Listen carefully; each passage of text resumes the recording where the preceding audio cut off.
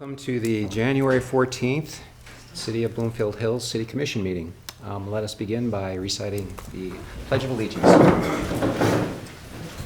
Pledge allegiance to the flag of the United States of America and to the republic for which it stands, one nation, under God, indivisible, with liberty and justice for all. So tonight we have a small crew up here. The mayor, Mayor Fisher, and Mayor Pro Tem McCarthy are both out of town, so I'm going to run the meeting tonight. So just wanted to bring that up. First, we want to review the consent agenda. Do we have any questions or comments? I don't. I looked at it. I'm happy. Do you have anything? I'm just looking first. I don't think so. I don't believe so, no. I had just a few, and these are more for just me understanding what they are and what's going on. I mean, I know the tree program was completed. I know you've told me this before, Dave, but how many trees does that actually represent that get planted? I think about 75 trees. Okay. 75 to 80 trees, I believe. That's the 47,000. Is that what you're referring to? Yeah. Yeah. No, I saw the number. Okay. I mean, it's always been about that number. I just don't remember the. Yeah, they held their price from last year, the same price, but they do a pretty good job. They come out and they make sure they call them a stig. We stake it for them, but they come out and plant everything and clean it up and mulch it and wrap the trees. And No, it's a little more expensive they the do way a they nice do it. job. Yeah, Yeah. but it's the right way to do it. Yeah, I mean, at 75 trees, it doesn't seem bad at all. Okay. There's a item for, and this, I know with the new clean out that went in, there's a charge from Hubble Roth for the Hunter's clean out. Was that just the engineering review or something related to that, or what was the? It was our cost. Are you talking about the at the pond? Yeah, it was 1,976. Not a lot, but it was. And there was another item in there for the clean out itself, I think. Yeah, that's probably some, well, I'm not sure if 1,000. that was part of the management of making sure This that, one right here. Yeah. so there's a couple things that went on. There was the actual dredging of the pond and some management there. And there's actually the oversight of the that standpipe Okay. configuration being installed the appropriate way. So just the general management, it wasn't a Yeah. fix or a. No, Okay. no. Compliance with Eagle too, make sure we're compliant with Eagle. The total cost though of the standpipe and cleaning it up was a lot, wasn't it? Did we? It was more, and we do have a budget amendment that explains it a little bit more, so at the end of, it's one of the last budget, or the agenda items, but essentially what happened was, there was an agreement by the insurance company to pay $50,000. We had $20,000 that was paid by the resident that owns that property there. But to get this done, and you may recall, I participated. authorized some additional money just to get this thing done. So we don't want it to drag out into the season where the rains were coming in, and I think it was, in my opinion, a good decision. But it did cost us extra, more than we thought. But and that's part of the budget amendment, so you'll see that. Mhm. That's what it was. I knew I saw it somewhere. And then the Hickory Grove culvert repair for 8,500, was that a standard repair, or what was? Yeah, it was, so interestingly enough, Hickory Grove, on both sides of Hickory Grove is our property. So you would think on the north side of Hickory Grove would be the township, but it's not, it's ours. And there was a failing culvert there that it had to be repaired. Yeah, that was the, I think we got a couple of bids from, Leah, and so. We got 2 bids, yeah. It was just, it was a required repair, just to make sure that the stormwater was flowing appropriately, especially because we put a lot of money and effort into the replacing the actual culverts that go underneath, I don't know if you recall it or not, underneath Hickory Grove. Okay. And that was, before we did that, there was some water issues, and then you know. Yeah, it's fine. I was just wondering if it was a planned or like an emergency. More emergency, Okay, yeah, it was not planned. okay. And then the last thing that I was just wondering about is the salt shed expense, the 49,334. Is that part of getting that all Yeah, so we finished up? Yeah, so that's, well, it's under construction right now, and I'm managing the construction. So what we did is we got bids, separate bids, instead of having a whole package of having one contractor do it, we had separate bids. So we had bids for the foundation, for the block, for the lumber package, trusses, someone doing the shingles, the soffits and gutters, electrical. I bid everything out separately. So the $49,000 was actually just the foundation, and we changed the foundation a little bit.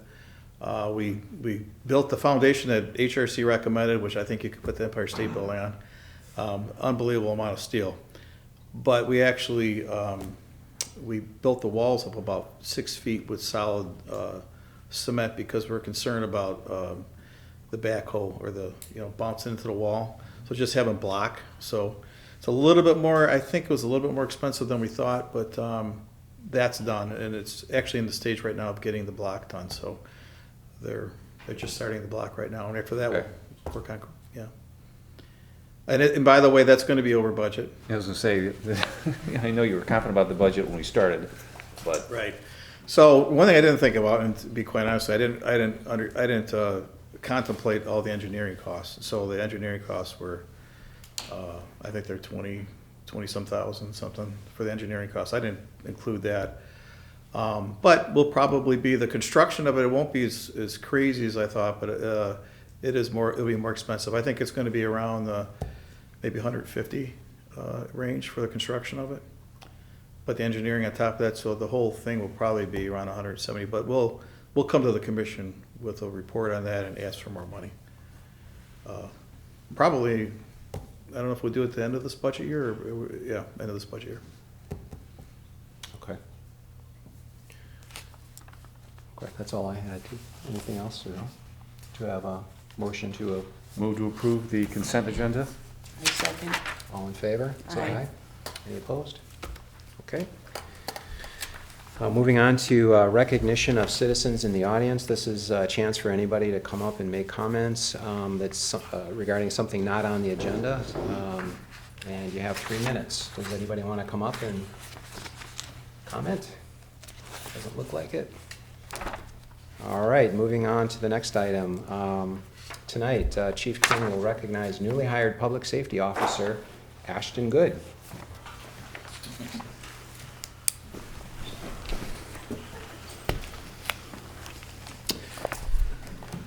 Commissioners Baxter, Buckley, and Fisher, City Manager Hendrickson, City staff, thank you for taking time during tonight's meeting for this brief but essential ceremony. It is my pleasure to introduce Ashton Good, the newest member of the Bloomfield Hills Public Safety Department. Ashton has been described as an individual with unquestionable integrity, amazing work ethic, and a passion for public safety and leadership. Ashton grew up in Howell, graduated from Heartland High School in 2022. While in high school, Ashton began pursuing his public safety career by attending Howell School's Fire Academy, where he achieved state certification as firefighter 1 and 2 and certifications in hazmat operations. That same year, Ashton joined the United States Army National Guard and attended the U.S. Army's Military Police School. Ashton continues to serve our country today as a specialist assigned to the 1775 Military Police Company. In 2024, which was an extremely busy year for Ashton. Ashton continued pursuing his public safety career, focusing on his advanced education and obtaining a bachelor's degree in business administration from Cleary University, majoring in diversity and leadership. He also graduated from the Law Enforcement Regional Training Academy at Mott Community College. While attending the police academy, he was successfully completing our comprehensive hiring process with our agency. He continued his education by taking several master's degree level classes. Late last month, Clerk Burton administered Ashton his oath of office, and he began his Field Training Officer program with our department. Ashton is a second-generation law enforcement officer, and at this time, I would like to call forward his parents, Jacqueline and Scott, to pin the badge.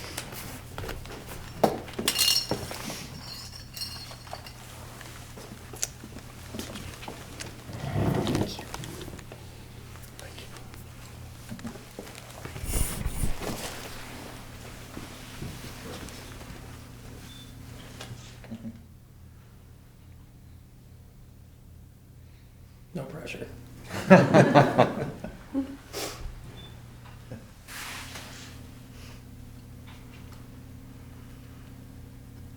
Finger dexterity is the first thing to go. Here it is. We put our own on for 25 years, but we can't put his on. There we go.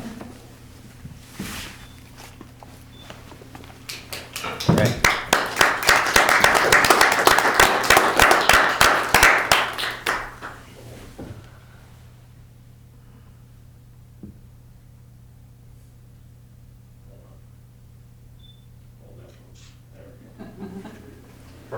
Thank you. Congratulations. I'd like to thank my family, my father, my mother, and my nan, who's also in attendance in the city, for the opportunity to serve the community here. Welcome. Thank you. Welcome. Yeah, congratulations. Yeah. Thank you. Thank you. Thank you, Chief. Well, fortunately, tonight is probably a short meeting, so we won't make you sit through the rest of a lot of issues, so. Next up, we will consider the adoption of the 2025 goals. And we've got a list. Yes, yeah, Commissioners, these are many of the goals that we've talked about. I believe that we put together a comprehensive list that that we previously discussed with the commission, and I think we heard you, and there's, some of these if you'd like to discuss, and maybe one or two I wouldn't mind mentioning if you guys have any questions to begin with. I know I would actually like to attend the training, the parliamentary procedure training. I know it's for the ZBA and the Planning Commission, but I think, would that be possible?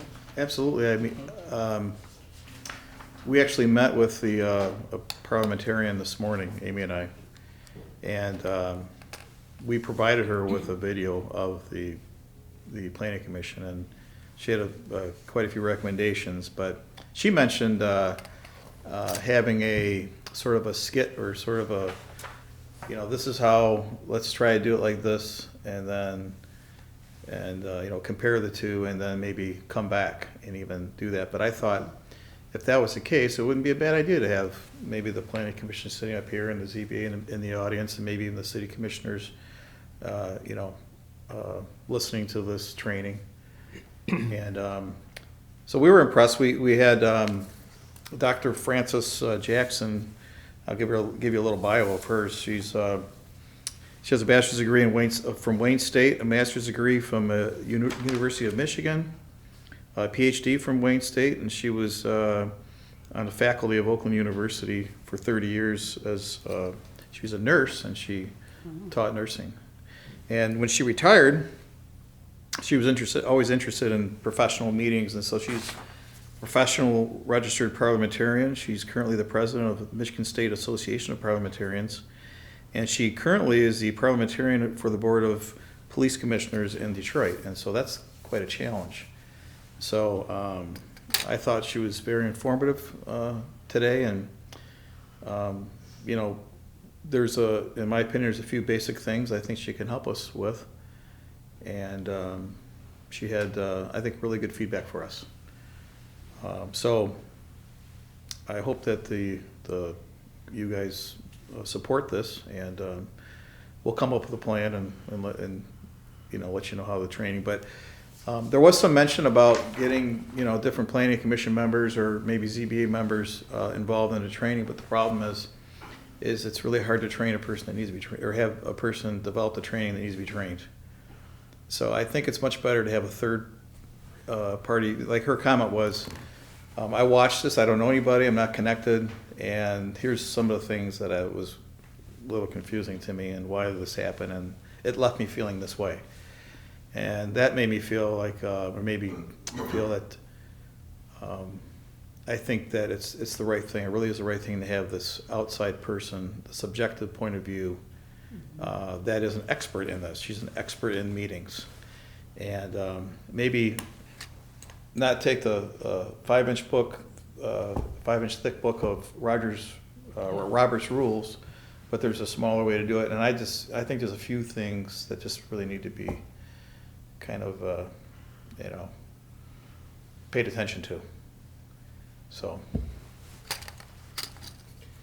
Yeah, I would agree, and going through these, this represents a lot, everything we've talked about previously. Is there anything on here that's missing or that should be added, or? No, the only question I have is the last one.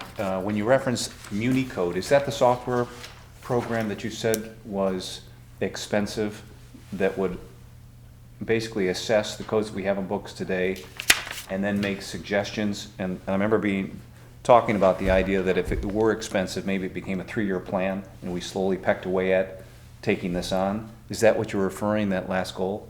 No, I think you're probably conflating that a little bit with clear zoning. So the last goal was something that we have. Our ordinances are managed by MuniCode, and we hired MuniCode to actually have one of their attorneys look at our ordinances and find any inconsistencies with current state and federal law, and provide all that information to our city attorney. So the first part of it's done. The second part of it's really based upon what the staff can get done, updating some of these ordinances, and what the city attorney can also do. So that part of it is, the only expense to that will be the expense of the city attorney, his hours to work on it. So the first part, and what I think you may be referring to is what we wanted to do was just find this user-friendly, comprehensive way to use. It wouldn't be MuniCode, it would be clear zoning for at least, to begin with, for at least the zoning ordinances, because the challenge we have is people understanding what the expectations are.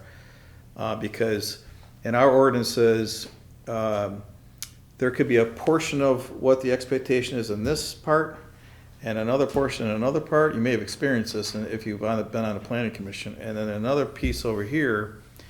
And sometimes, if you provide illustrations and just easier language, but at the same time not change the meaning, we can provide a better service for our residents that can go online, and they'll be able to, click through things and find things, have it searchable in an easier way. And the cost of that could be, I don't think the cost is going to be that much. We'll come back with the cost of that. Because I recall Dirk mentioning that he's familiar with the ordinance, so he can sift through it, but anybody else that were to, think they were addressing all the possible hurdles might not. Yes. So, yeah, that seemed like a worthwhile project. That would help in this endeavor, because it was one of the things we identified that was costing residents money unnecessarily. Right. And so we would, the way some of the ordinances were written, we needed a legal review to come up with a understanding of it. And so this will help in that endeavor a little bit, but what it will help more is what we're actually doing with the ordinance itself. So we're identifying some of these things with the ordinance itself, our staff is, and then we're having subcommittees and trying to get through some of these things which Commissioner Baxter was a part of last year. So, but it's all sort of is a comprehensive way to make all these things better. That's part of it. Maybe the only tweak on this one would be is if we go to the engage clear zoning, maybe something more like investigate, because I think we need to investigate the cost on it first. Yeah. Engaged means we're going to move forward. I don't know that we know that for sure yet. So we would investigate, and then we'd also look at, I'd kind of like to see some clear examples of how does this help, how does it work, Yep. And I just want to make sure that it's for whatever the cost is, which I've heard is going to be quite high, is that it's going to be, effective and useful and not just money spent that nobody ever uses, so. So, our thought was this, let's make it a goal, and how it's written is, I understand, but we would not do this unless we got approval for the funds anyway. Sure. And so, what my thought was if you agree this is something valuable to the city and would help our residents, then we would have, Giffords Webster, clear zoning is their product. They can come in and do a presentation and provide examples of other communities and how it works, and maybe do some comparisons on how they can make, I don't know, it's building height component of the ordinance, or open space or something, and they could show you the difference. But essentially, really, it's just a way for everybody and anybody that's not familiar with going online and going through zoning ordinances to try to find something. It's really difficult for people that really have never had any experience with it before, and this is a way to make that a little easier. Is there a way you can put a timetable to it? I mean, I don't know the scope of the project. When we first spoke of it, it sounded big, which is why I thought it might be a protracted 2-3 year project. And that would be the only thing I'd maybe want to quantify. So if we decided to do it, future boards would know we had started it and they could continue on to finish it. Sure. That's the only thing that's my only thought. And I think I don't know how long it would take, and I think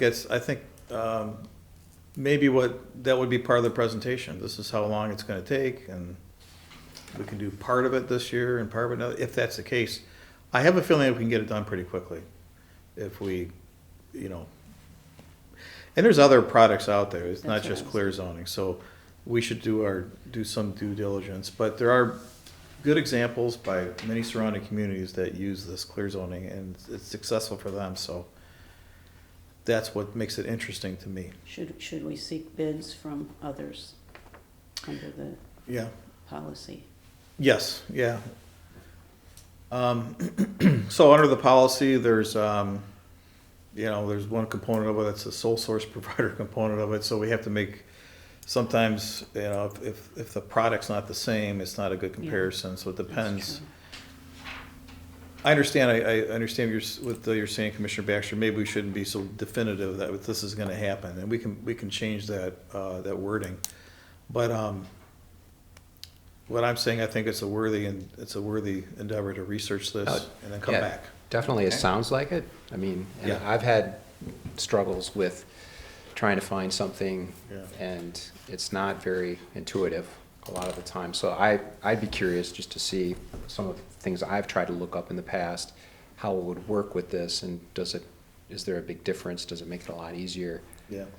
I have no idea what this costs either. I don't really understand the. Well, I think it costs somewhere between $25,000 and $40,000 is what I think. Right.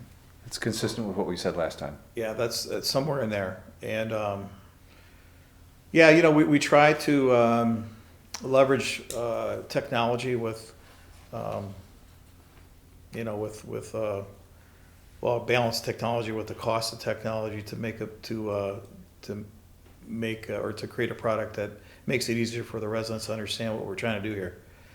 And so I think there's value to that. Okay. If we don't have any other additions or comments, do we have a motion to approve the? One other thing, if I may, I just wanted to make a comment that Mayor Fisher had sent me an email recently, and she was concerned about one of the comments here, which is the develop a policy to ensure proper oversight of construction approved by the PC and ZBA. So there's what has happened at the Planning Commission and at the ZBA, because a lot of times they're tied together, is there is approved projects, construction projects at times that are not constructed to the approved plan by the PC or ZBA. And we never fail to catch them, but sometimes we don't catch them to the end.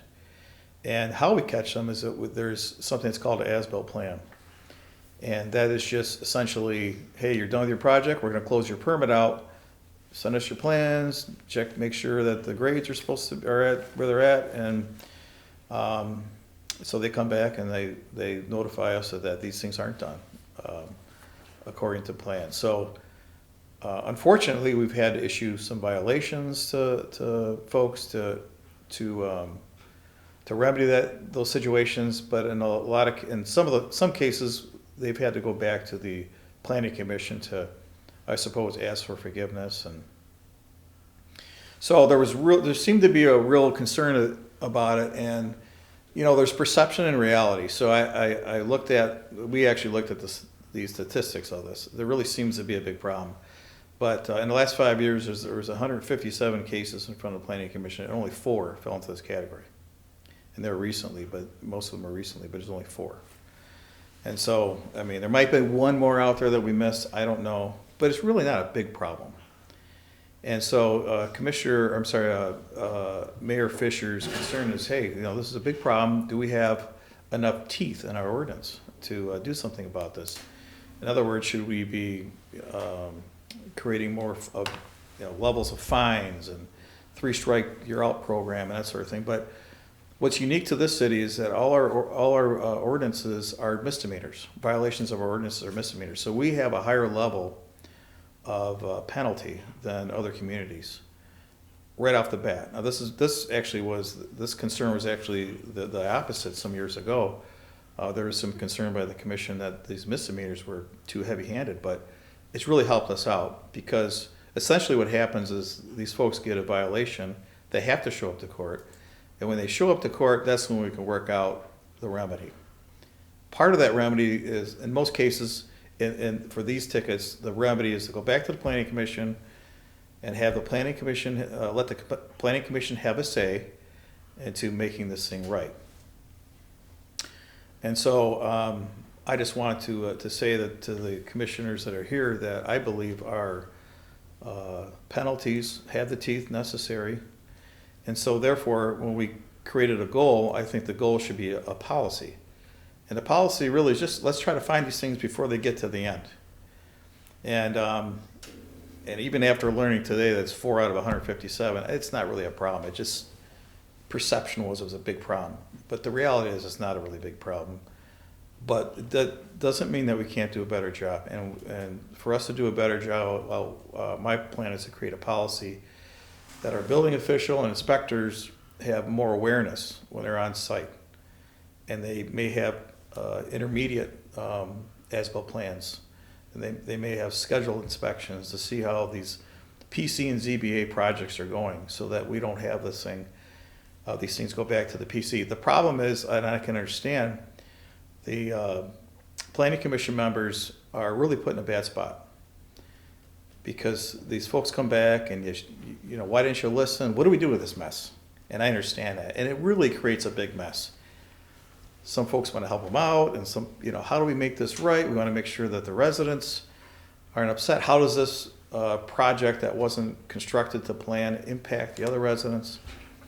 I truly think that if we develop this policy, we'll eliminate these limited things. And I don't think we need to do anything more than that. I don't think we need to update ordinances, or I think we're in a good place, and I think you can never eliminate anything, but we can reduce it sharply. I would agree with that, and I think the 3 strikes policy, I didn't quite understand how that would work, because they could go through 2, create a lot of problems, and not, get to the 3rd strike. Right. I'm not exactly sure how that would play out in an actual situation, but it seems like that could be they could work around that pretty easily. So I think, I've always thought the best way to approach this is just with being proactive. And I know the department is extremely busy already, but if there's a policy of like an intermediate check, and especially when excavation or foundations are being poured, that's the time to, because that's going to drive, or that's going to indicate, I should say, any kind of discrepancies. Yeah. People want to put a fence in, they put it in the wrong spot. it's happened to us before, we can ask them, fixable. we can just tell them to move it. Yeah. Sometimes when the fence is wrapped around a pool, and something else is built, it causes problems. But if we catch it early, like maybe we have this is actually Brian's recommendation, that let's have a stake inspection, fence inspection for stake, put stakes where the fence is gonna go before it's installed. Instead of just getting a permit, they install it, or whatever, you can get a permit and not put your fence in for 6 months, because the permit's good for 6 months, and then you don't really pay attention to it. But if we have a requirement in the permit that there has to be a stake inspection to where the fence is gonna go, that would be a remedy for the stake That's part, awesome. the fence part of it. So there's ways we can make this work. And what's interesting, another thing, it's a little bit off the subject, but from a parliamentary component, we learned today that after this parliamentarian watched the meeting, that she said, you can't really have something that's approved and then modify the approval. You can't just make it, or you have to do something with that approval. You can't just make another approval. I'm probably not saying it right, but essentially folks cannot have something that's approved by the planning commission and not comply with it unless the planning commission changes it. And then what I mean by that is they have to do something with the actual motion, and then they can create a new motion. But you can't just make a new motion on top of the old motion, because the old motion still stands. Maybe that's a better way to say it. So there's a lot of these little nuances that we picked up from this parliamentarian that I think will be helpful, because what it does is kind of bleeds into the Open Meetings Act and some of these things. So I think it's important that some of these little nuances that she's going to bring, I believe, are important. But anyways, for that goal, I think the policy approach is the right approach.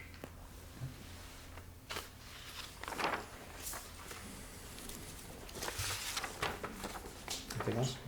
No. If we make the motion, do we want to make a motion with the notes we spoke of concerning the clear zoning, or how do you want to document that you're going to get back to us, or how do you want to Well, how about document that? if you're inclined to approve it, you can make a motion that we approve.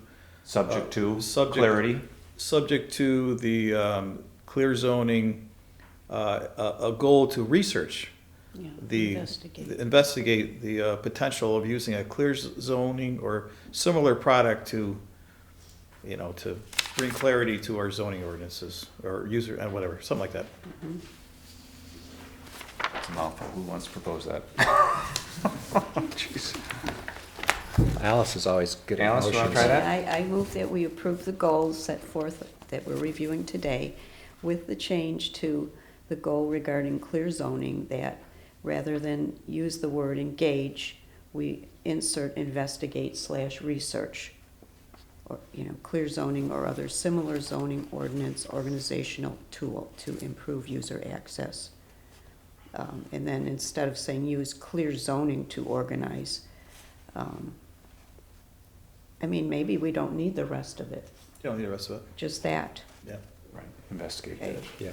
I move that we approve all the other proposed goals without revision. Support? Second? Second? All in favor? Aye. Any opposed? Motion carries. Thank you, Alice. I'm prepared to do that. Thank you. Okay, commission will consider a budget amendment as presented by Finance Director Sandra Barlas. Thank you very much. So did a deep dive and reviewed our revenue and expenditures year to date, and looked at the current budget and forecasted out. And there are a few areas that do require, or I'm recommending, an amendment to. It's both on the revenue side and the expenditure side. And I outlined it, or I listed it on the memo, but I'll go through it quickly, and then I'll certainly respond if there's questions. But you can see the revenue, we're expecting more revenue than expenditures, so that's good. But on the state sources, the Public Safety Department applied for some grants, and they will receive them. And we don't budget for grants because they're not a guarantee. So With this case, the 2 grants, we did already receive them. One was for a new recruit, and the other was for continued education. So that was a total of $47,000 that wasn't budgeted. So that is good. And then investment income, we have our funds invested with Oakland County pooled account. And in the past several years, 3-4 years, our return has been lower than previous, and it's coming back up. So I wanted to account for our increase in the investment income. And then Dave already touched on the Hunter's Pond clean out. So both on the revenue side and the expenditure side, we hadn't budgeted for.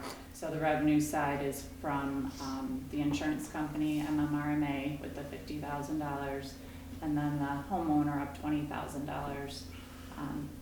That came in as the revenue. And then if you look further down, the expenditure to clean out the pond is listed under Public Works. And that includes the standpipe.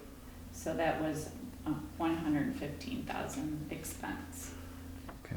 And then back up to the revenue, MMRMA every year, they have a pooled, they're a pooled insurance company, and they don't, they're a nonprofit.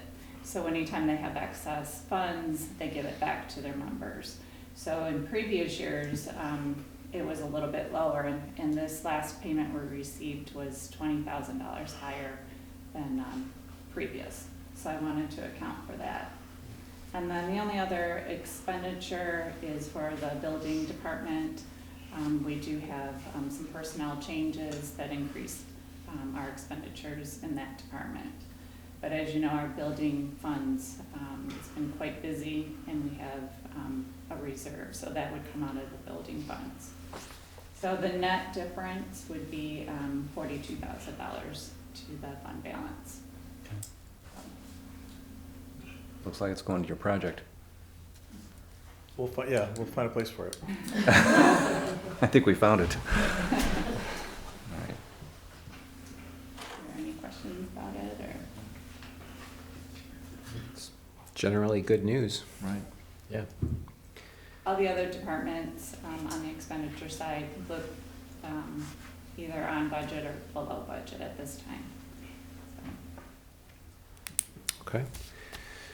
Do I have a motion to approve the budget amendment? I move we approve the budget amendment presented tonight.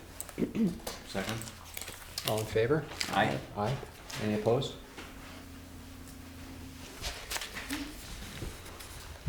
Okay,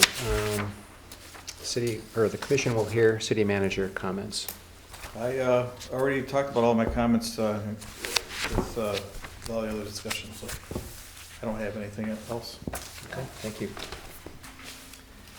The commission will consider other business.